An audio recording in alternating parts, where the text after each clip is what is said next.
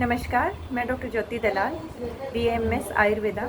आज बात करते हैं हर्निया के बारे में। हर्निया क्या रहता है कि 5 टाइप का हर्निया रहता है। हमें ज़्यादा ज़रूरी ये नहीं है कि हम उसकी तुरंत आयुर्वेद में या एलोपैथी में उसकी मेडिसिन हम स्टार्ट करें। पहले हमें हमारी बीमारी के बारे में पूरी तरीके से समझना ज़रूरी है कि उसका क्या कारण है, उसमें क्या क्या दिक्कतें आगे आ सकती हैं, उसका पूरा समाधान है तो वो किस प्रकार है।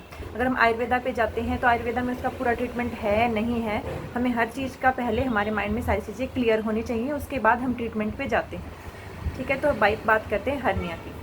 हर्निया का कॉज मेनली क्या रहता है, जो मसल रहती है एब्डोमिनल मसल, वो कोई मसल वीक होने की वजह से ऐसा होता है। वो हमारी बाई बर्थ भी हो सकती है, या फिर किसी ऑपरेशन की वजह से, या फिर किसी को लंबे टाइम तक कफ रहता है, या फिर जो स्ट्रेनिंग होती है स्टूल पास करने के दौरान, या फिर किसी को कॉन्स्टिपेशन अगर लगातार रह रहा है तो मसल वीक हो सकती है, उसकी वजह से आपको ये प्रॉब्लम आ सकती है।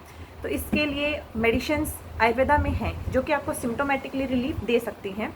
बहुत अच्छा रिजल्ट रहता है, आपको रिलीफ रहेगा। लेकिन अगर बात की जाए इसके परमानेंट सॉल्यूशन की, तो इसका परमानेंट सॉल्यूशन है कि आप सर्जरी करवा लें, वो ज़्यादा अच्छा है। लेकिन आयुर्वेदा में ट्रीट करने की बात आती है तो माइल्ड टू मॉडरेट अगर है तो हम उसको प्रॉपरली क्योर कर सकते हैं।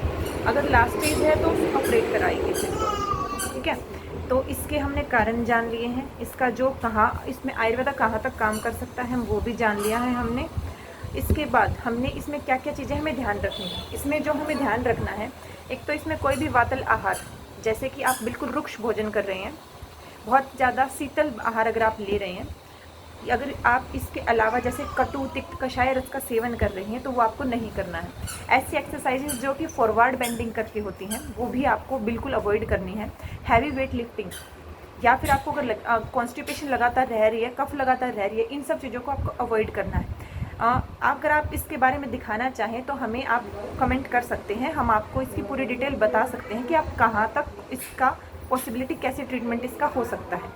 ठीक है, तो पहले ये ज़रूरी है कि हम अपनी जो दिक्कत है उसके बारे में पूरी तरीके से जानें, उसके बाद चिकित्सा की बात आती है। इसके आगे अगर आप कुछ भी पूछना चाहें तो आप कमेंट के माध्यम से पूछ सकते हैं।